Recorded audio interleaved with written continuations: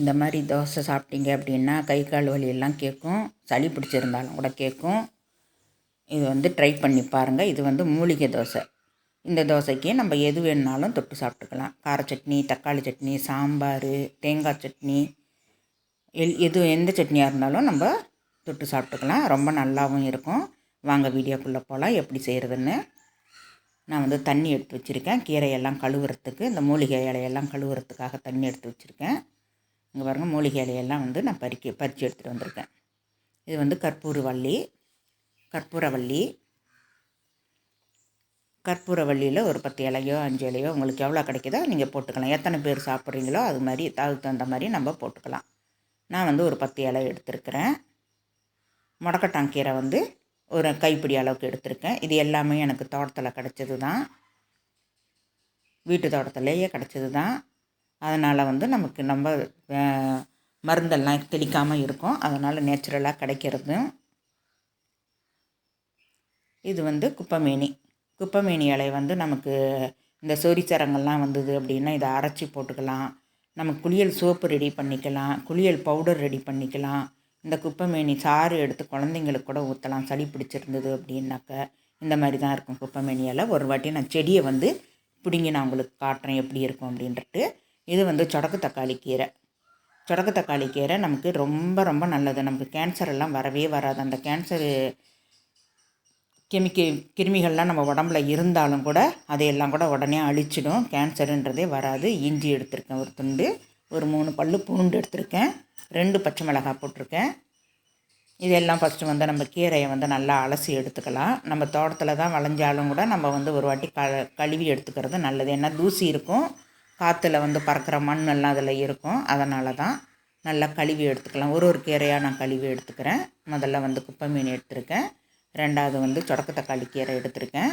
இந்த கீரையை வந்து நம்ம பொரியல் பண்ணலாம், சாம்பார் பண்ணலாம், புளிக்குழம்பு வைக்கலாம்.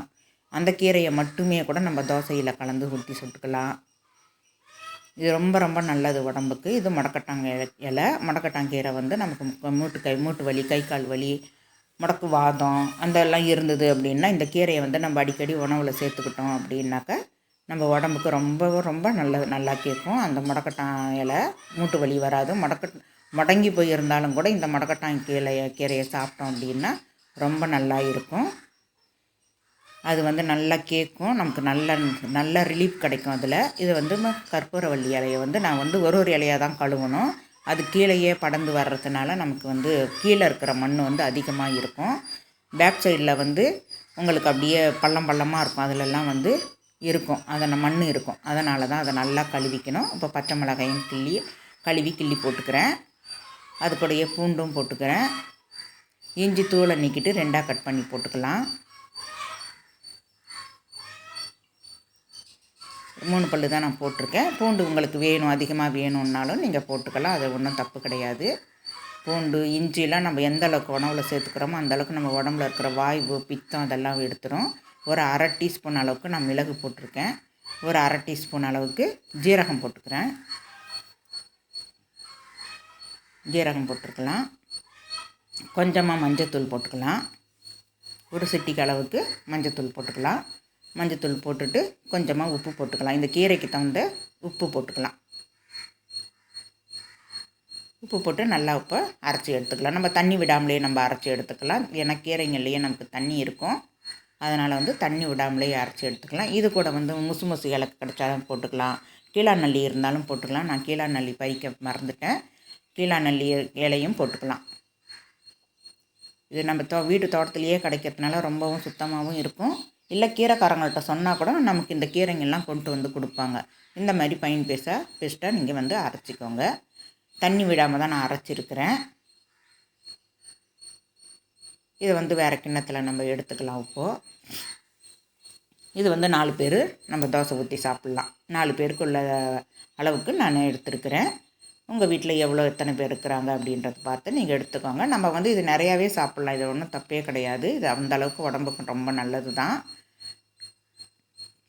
நம்ம 4 தோசை ஊற்றணும் அப்படின்னாக்கா அந்த ஒரு ஸ்பூன் எடுத்துக்கிட்டால் போதும். ஒரு டேபிள் ஸ்பூன் அளவுக்கு நீங்கள் எடுத்துக்கிட்டீங்க, மாவில் கலந்துக்கிட்டீங்க அப்படின்னாவே போதும். நமக்கு 4 தோசைக்கு நம்ம ஊற்றிக்கலாம். இதை இந்த அளவுக்கு நமக்கு 4 தோசைக்கு நமக்கு கரெக்டாக இருக்கும்.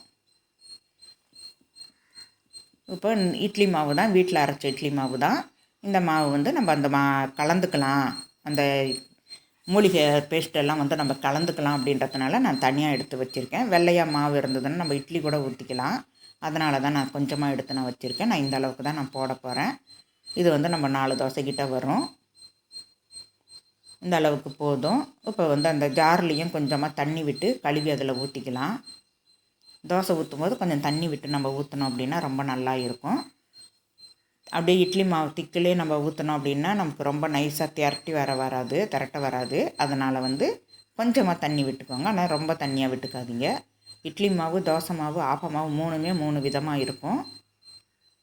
இந்த மாதிரி நல்லா கலந்து விட்டுக்கோங்க. இப்போ பாருங்கள் அப்படி எப்படி இருக்குதுன்னு. இப்போ நல்லா தோசை தவா வந்து நல்லா காயுது. நல்லா சூடு ஏறினதும் நான் இரும்பு தோசைக்கல் தான் வச்சுருக்கேன்.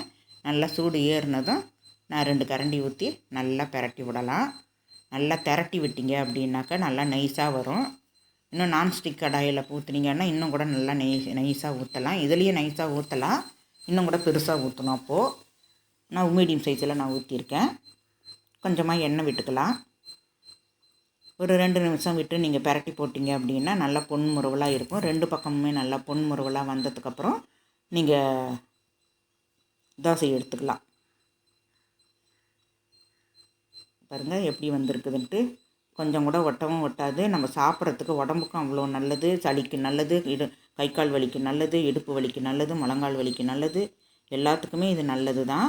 இது வந்து ரோட்டு ஓரத்துலேயே கூட நமக்கு நிறையா கிடைக்கும்.